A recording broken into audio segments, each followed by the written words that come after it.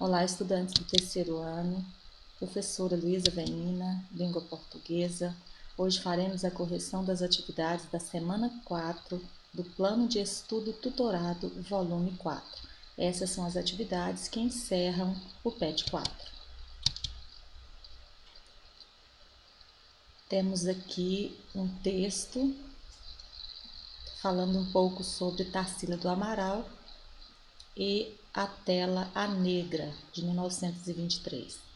Tarsila de Aguiar do Amaral foi uma pintora, desenhista e tradutora brasileira e uma das figuras centrais da pintura e da primeira fase do movimento modernista no Brasil. E seu quadro Abaporu, de 1928, inaugurou o movimento antropofágico nas artes plásticas.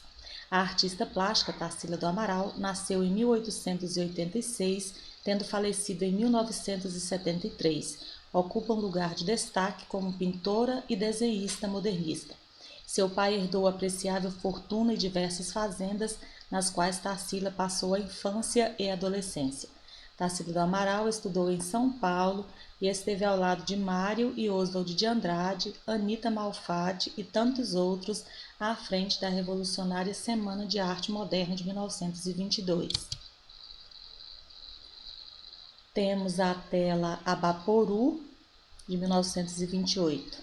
Atividade 1. Confrontando as telas de Tarsila do Amaral, observamos que possuem cores vivas, traços fortes, pinceladas firmes e formatos diformes das mãos e pés. Essas são características de algumas das obras de Tarsila do Amaral que são consideradas antropofágicas. Você já viu os grafites dos muros das grandes metrópoles? O que essas pinturas modernistas possuem em comum com as pinturas dos grafiteiros das megacidades do mundo? Que lhe parece essa similaridade? Para facilitar, eu trouxe alguns grafites para que nós pudéssemos fazer uma comparação com as duas obras apresentadas, Abaporu e A Negra, de Tarsila do Amaral. Observem que nós temos aqui bastante cor, né? São quadros bastante coloridos, voltados aí para uma das características das obras apresentadas de Tarsila do Amaral. Observamos também a questão dos tamanhos um pouco desproporcionais, uma fuga também da realidade, nós percebemos os olhos aqui grandes, outra representação aqui dos aspectos culturais do país. Então vamos à sugestão de resposta. São bem coloridas, demonstram certo descompromisso com a realidade, criando imagens diferentes, com traços e tamanhos muitas vezes desproporcionais, não seguem padrões, regras previamente definidas, apresentam certo caráter revolucionário, desafiador, rompendo com as tradições, o academicismo, a abordagem de temas nacionalistas, diretamente ligados ao Brasil, à cultura, às questões sociais.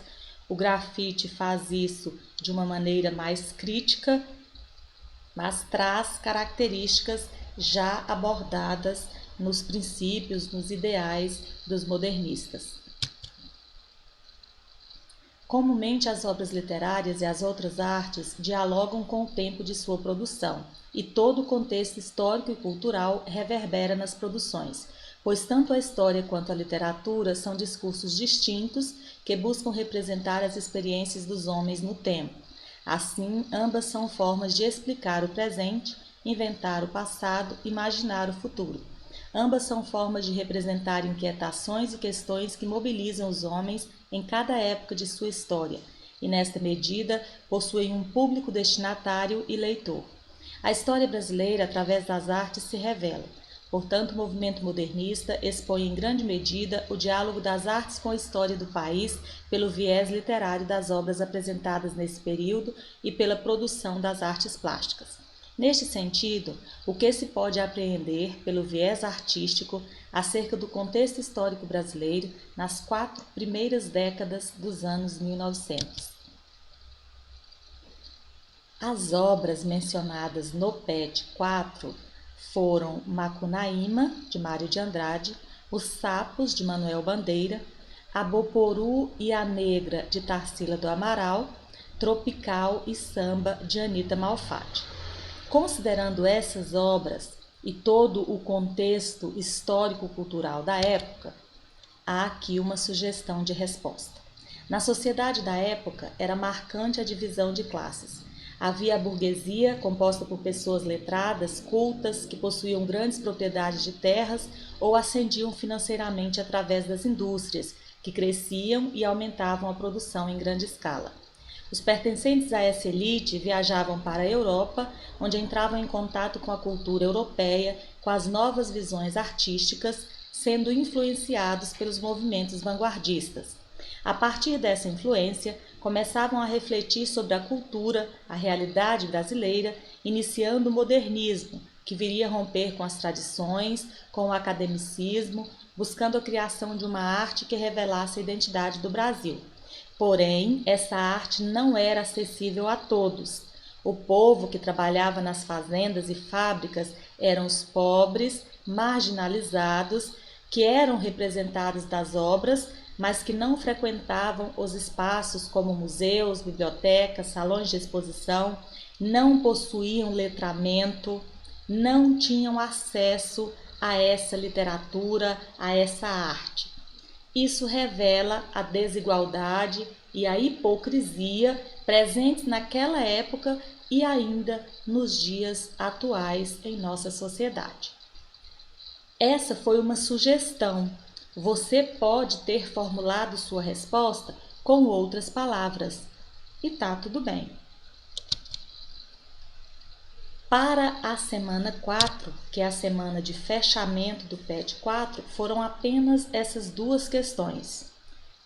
Confiram as suas respostas, verifiquem se há necessidade de alguma correção.